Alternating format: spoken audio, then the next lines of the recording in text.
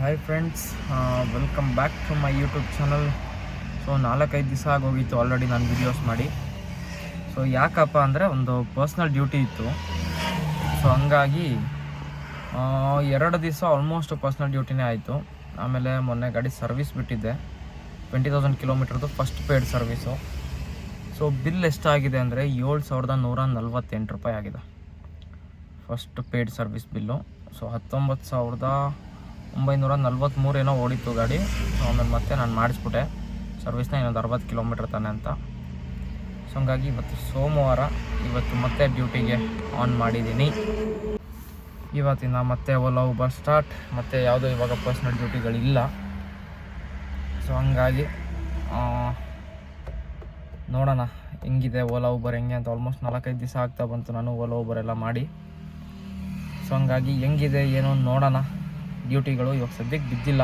ಒಂದು ಅರ್ಧ ಮುಕ್ಕಾಲು ಗಂಟೆ ಆಯಿತು ಆಲ್ಮೋಸ್ಟ್. ಶ್ರೀರಾಮನಹಳ್ಳಿ ಹತ್ರ ಇದ್ದೀನಿ, ರಾಜನಗುಡ್ಡೆ ಹತ್ರ.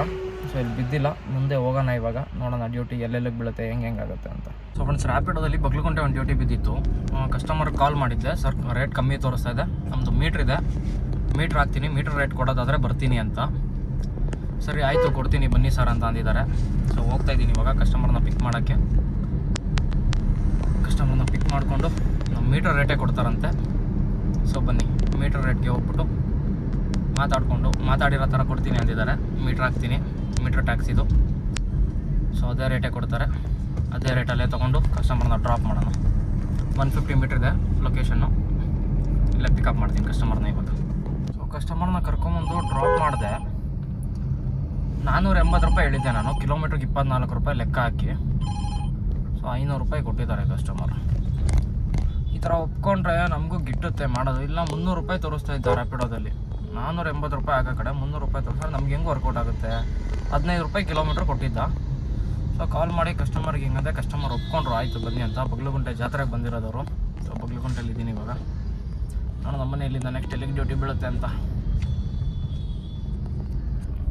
ಸೊ ಅಲ್ಲಿ ಆದಮೇಲೆ HMT ತನಕ ಖಾಲಿ ಬಂದೆ, ಯಾವುದೂ ಡ್ಯೂಟಿ ಬೀಳಲಿಲ್ಲ. ಅಲ್ಲಿಂದ ಬೀಳ್ತಾಯಿತ್ತು, ರೇಟ್ ತುಂಬ ಕಮ್ಮಿ ಕೊಡ್ತಾಯಿದ್ದೆ. ಏರ್ಪೋರ್ಟ್ಗೆಲ್ಲ ಬರೀ 480 ರೂಪಾಯಿ ತೋರಿಸ್ತಾ ಇದ್ದ ಪ್ರೈಮಲ್ಲಿ, ಮತ್ತು ಓಲಾ ಪ್ರೈಮಲ್ಲಿ ಬಗ್ಲುಗುಂಟೆಯಿಂದ.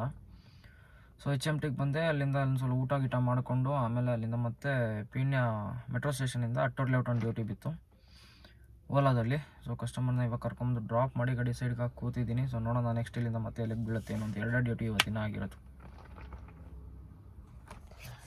ಸೊ ಇವತ್ತು ಅಟ್ಟೂರ್ ಡ್ರಾಪ್ ಆದಮೇಲೆ ಡ್ಯೂಟಿ ಬೀಳ್ತಾ ಇರಲಿಲ್ಲ. ಆಮೇಲೆ ಕಾಲು ಯಾಕೋ ಸಿಕ್ಕಾಪಟ್ಟೆ ನೋವ್ತಾ ಇತ್ತು.